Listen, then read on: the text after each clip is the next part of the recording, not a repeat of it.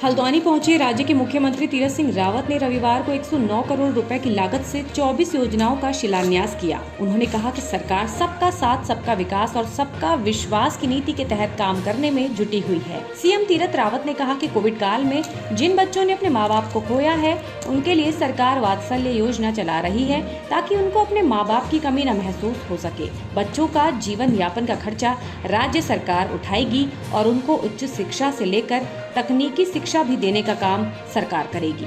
वहीं उन्होंने ये भी कहा कि कोविड काल में सरकार ने तेजी के साथ विकास के काम किए हैं, चाहे वह सरकारी अस्पतालों में तमाम सुविधाएं मुहैया कराने का काम हो या फिर जमीनों को खुर्द-बुर्द करने के संबंध में भी सरकार एक मजबूत नियम लेकर आई है ताकि किसी की जमीन को कोई दूसरा कब्जा न कर सके। वहीं इन सब के बीच सीएम के दौरे से पहले लोकार्पण वाली जगह पर सांप देखे जाने से खलबली मच गई, जिसे लेकर 15 मिनट तक सांप की ढूंढ खोज चली और फिर मौके पर मौजूद वन विभाग के अंतर्गत कार्य करने वाले स्नेक कैचर दया किशन हरबोला ने कैट स्नेक प्रजाति का एक छोटा सा सांप पकड़ा, जिसके बाद प्रशासन और पुलिस कर्मियों ने राहत की सांस ली। उधर दूसरी ओर सीएम के आगमन से पहले भीम आर्मी के कार्यकर्ताओं ने भी सीएम के खिलाफ जमकर प्रदर्शन किया और विरोध जताते हुए काले झंडे दिखाए। उन्होंने मुख्यमंत्री वापस जाओ के नारे लगाए। कार्यकर्ताओं ने कहा कि राज्य में कोरोना महामारी के कारण एक गंभीर स्थिति बनी हुई है, लोग बेरोजगार हो गए हैं और सरकार केवल अपना राजस्व वसूलने में लगी हुई है।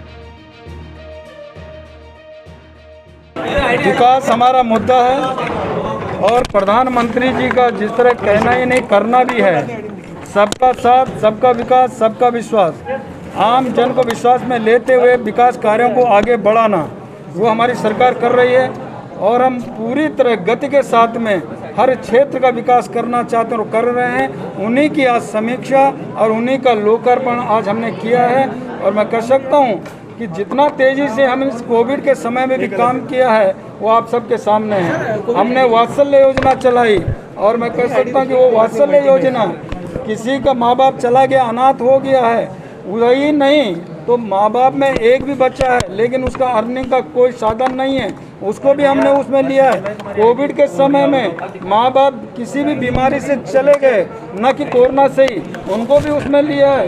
21 वर्ष तक 3000 रुपये पर मंथ उसका भरण पोषण करना हमारा काम और हायर एजुकेशन से लेकर के टेक्निकल एजुकेशन भी देने का हमने काम किया।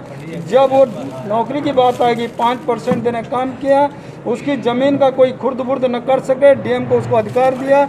जब बालिग हो जाएगा तब डीएम उसके नाम पे करेगा।